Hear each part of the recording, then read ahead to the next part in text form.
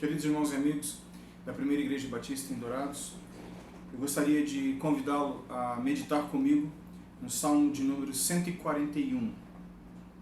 E para facilitar o pensamento e a estrutura do Salmo e a forma de pensar acerca dele, eu gostaria de propor que o mesmo seja estudado considerando 4 divisões. A primeira delas é Salmo 141, versos 1 e 2. A palavra de Deus diz: Senhor, eu clamo a Ti, apressa-te em socorrer-me. Inclina os ouvidos à minha voz, quando te invoco. Suba à Tua presença a minha oração como incenso, e seja o erguer de minhas mãos como oferenda vespertina. Então aqui o salmista fala sobre esta devoção sacrificial.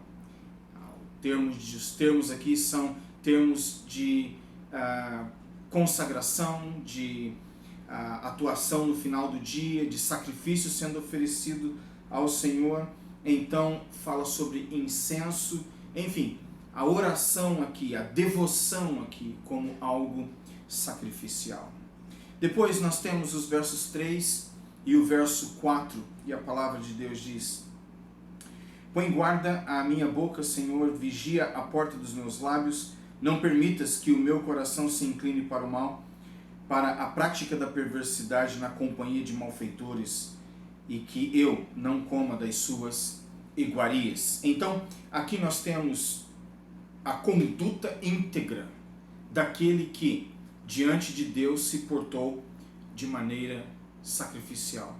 Então, do verso 1 ao verso 2, o salmista descrevendo esta devoção sacrificial. Os versos 3 e o verso 4, esta conduta íntegra na presença dos homens e, obviamente, observada por Deus.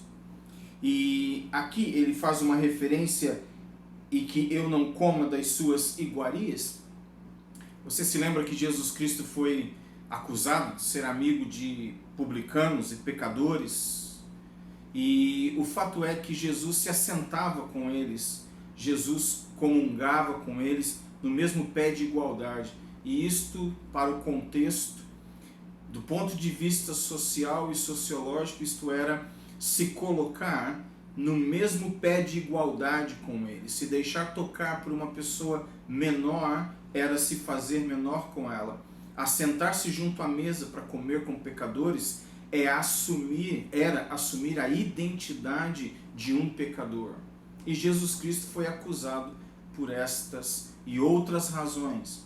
E isto nos ensina então acerca desta a atitude do salmista de dizer: eu não quero comer das suas iguarias, eu não quero me assentar ao redor da mesa e participar daquilo que não é correto aos olhos de Deus. Lembre-se que Jesus se assentou com publicanos e pecadores, se fazendo igual a eles, porque de um ponto de vista sociológico, estes eram considerados menores, insignificantes, mas não do ponto de vista divino.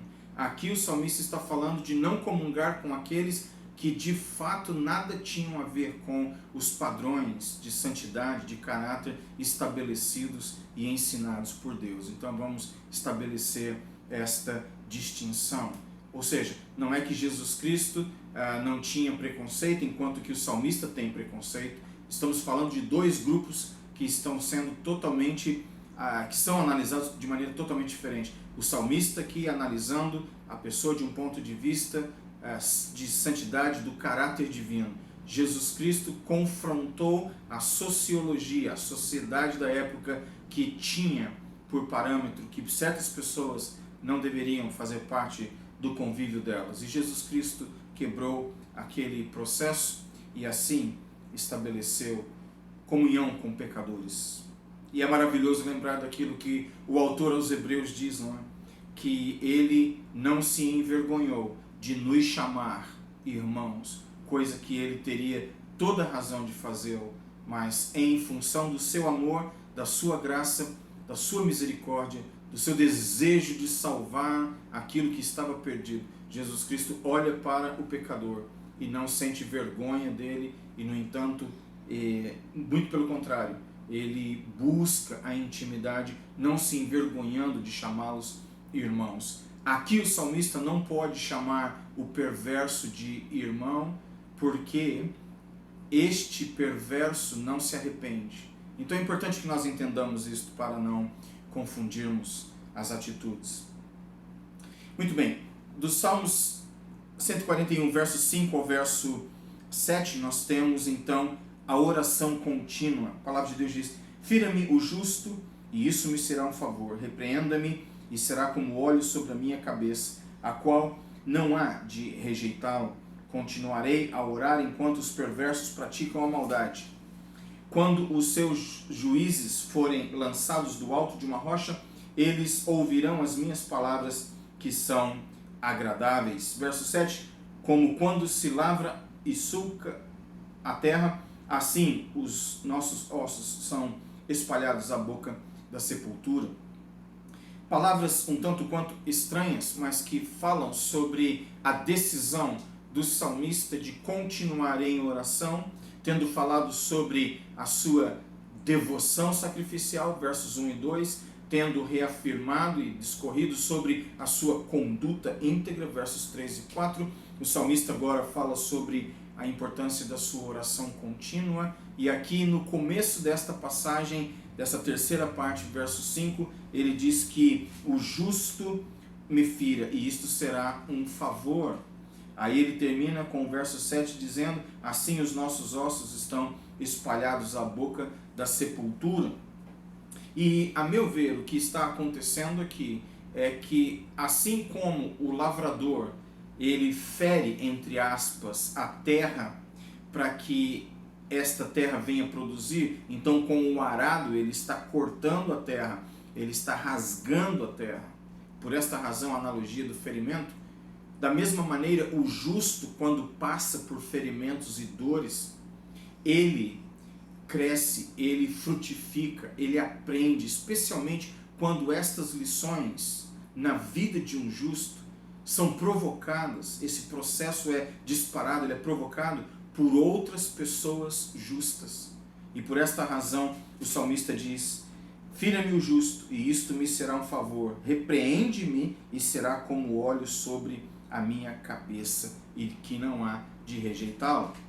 E assim então o salmista segue dizendo que por esta razão ele continuará em oração, mesmo e a despeito da insistência dos perversos em praticar maldade contra ele.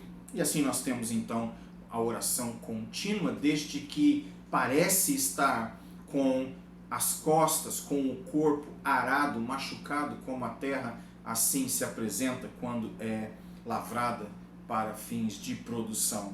Então, que nós encontremos ânimo quando momentos de dor e sofrimento e constrangimento, de ferimento de alma, quando nos sentimos com a pele das costas com sulcos e marcas profundas. E isto nós temos certeza que pela fé serão instrumentos de edificação e de produtividade. E assim nós crescemos na graça e na estatura daquele que é o varão perfeito, Jesus Cristo, que em si mesmo carrega as marcas do seu sofrimento. E nem por isto foi um derrotado, muito pelo contrário, hoje é Rei dos Reis e Senhor dos Senhores. Então, inspirado no modelo do Senhor Jesus Cristo, no exemplo dele, as nossas feridas podem, na verdade, gerar um meio e uma condição muito propícia para a frutificação espiritual. E eu quero chamar sua atenção mais uma vez para a última parte do verso 5, onde ele diz: continuarei a orar enquanto os perversos praticam a maldade. Existe uma tendência de olharmos para o mundo ao redor, desesperarmos de tanta bobagem que acontece, de tanta injustiça, de tanta corrupção, de tanta incoerência, de tanta tragédia, de tanta catástrofe, fome, guerras, rumores de guerras, pestilências e daí por diante. E existe uma sensação de querer desistir, de querer jogar a toalha, especialmente quanto mais você ora, como o provérbio diz, né, quanto mais eu oro, mais fantasmas ou demônios aparecem, a pessoa tende a querer ou considerar a desistência como uma retaliação a esse contexto que não muda. No entanto, esta não é a atitude de uma pessoa que está em comunhão íntima com o Deus Trino de Israel, pelos méritos de Jesus Cristo e auxiliados pelo Espírito Santo. Continuarei a orar enquanto os perversos praticam a iniquidade. E o Senhor Jesus, em Lucas, no capítulo 18, ele conta uma parábola. A parábola eu gostaria que você depois com calma lesse, dos versos 1 até o verso 8, mas eu quero chamar sua atenção apenas para o verso 1. Jesus lhes contou uma parábola para mostrar que deveriam orar sempre e nunca desanimar. Existe a possibilidade de nós nos cansarmos diante das opressões, das perversidades, das incoerências, e Jesus conta a parábola para manter os filhos e filhas firmes no projeto e no ministério de intercessão, e assim ficarmos firmes. E eu quero, com estas palavras, dizer o seguinte: com base nos versos 1 e 2, eu fiz referência a uma devoção sacrificial, mas agora focando um pouco mais na oração, eu vejo que o Salmo 141 é uma exortação a esta vida de oração, de dependência do Senhor Deus, e a oração aqui como um sacrifício, este incenso, este sacrifício no final da tarde que deve subir para Deus em adoração, à medida que ele levanta as mãos com integridade de alma, fazê-lo com esta oração, com esta dedicação e esta dependência do Senhor. Então esta oração sacrificial está aqui também sendo ensinada. O Salmo 141, versos 3 e 4, disse anteriormente, fala desta conduta íntegra, e aí eu penso na questão da oração como uma forma de autoavaliação. Observe que o salmista está orando, ele está adorando, está afirmando coisas. Desculpa, porém, este salmo é uma oração. E o salmista faz esta oração e nela ele expressa uma autoavaliação. E oração é isto. Dos versos 5 ao verso 7 eu disse que a oração ela deve ser contínua. Mas eu gostaria de salientar algo mais, que a oração, por ser contínua, ela deve ser um hábito, mas não algo automático, mecânico. Aqui, um hábito santo. Como um cônjuge tem o hábito maravilhoso de conversar muito com o seu esposo ou esposa, o pai que tem o hábito de conversar, de abraçar, de beijar, de afagar os filhos, estes são hábitos bons, não são mecânicos. As pessoas não deveriam, e eu espero que você não faça estas coisas simplesmente como uma proforma, como algo de obrigação, mas algo natural, espontâneo. Então, a oração, por ser algo contínuo, deve ser, obviamente, um hábito, mas um hábito que expressa vida, não algo mecânico, feito como que por uma forma fechada, calculada, mecânica, insensível, projetada para ser uma performance diante de Deus, mais do que uma íntima relação com Ele, um diálogo franco com Ele. Então, a oração como um hábito. E dos versos 8 ao verso 10, o Salmo 141 que eu disse fala sobre esta segurança piedosa. Talvez eu não tenha ainda falado sobre isso, então vamos aos versos 8 ao verso 10, e eu já enfatizo que é uma questão de segurança piedosa que, depois de ter falado sobre a oração contínua, nos versos 5 ao verso 7, o verso 8 ao verso 10 fala sobre esta segurança piedosa. Vamos então aos versos 8 a 10. Pois em ti, Senhor Deus, estão os meus olhos, em ti confio. Não desampares a minha alma, guarda-me dos laços que me armaram e das armadilhas dos que praticam a iniquidade. que os ímpios caiam nas suas próprias redes, enquanto eu escapo ileso. Que palavras gostosas de ouvir, que convicção maravilhosa. Quem dera esta fosse a nossa convicção o tempo todo. Não importa o que façam, eu escaparei ileso. Que esta seja a sua convicção e a minha convicção, que vem de uma devoção sacrificial, de uma conduta santa, íntegra, de uma oração contínua que vive esta segurança piedosa. Não importa, eu escaparei, eu sairei ileso. Observe que isto não é somente para esta vida. Lembre-se sempre que esta é uma mensagem espiritual. Coisas podem acontecer que comprometam o nosso físico, uma doença talvez. Porém, o que está sendo dito aqui e o que é o ensino da palavra de Deus não é apenas para o agora, é para o abençoado presente, mas para uma abençoada eternidade. Então, aqueles que estão em Cristo podem até passar por uma tragédia, um acidente, uma doença, terem suas vidas ceifadas antes do tempo, de acordo com o ponto de vista humano.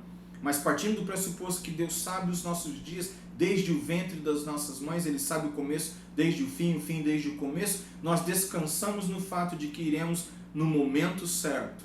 E com isto se cumpre a promessa de que aqueles que estão em Cristo chegarão ao destino de maneira segura e salva. Então eu posso dizer que todos aqueles que são tementes, filhos de Abraão, tementes ao Deus Trino de Israel, que vivem esta vida de comunhão íntima com o Senhor Jesus Cristo pelo poder do Espírito, estas pessoas, ainda que sejam, como na igreja primitiva, sacrificadas nos coliseus, atacadas e devoradas por feras, executadas, sendo usadas como tochas vivas para a iluminação de palácios de imperadores romanos, seja como for, estas pessoas que foram sacrificadas e executadas, que foram mártires pela fé e por causa do nome de Cristo, essas pessoas, elas escaparão ilesas.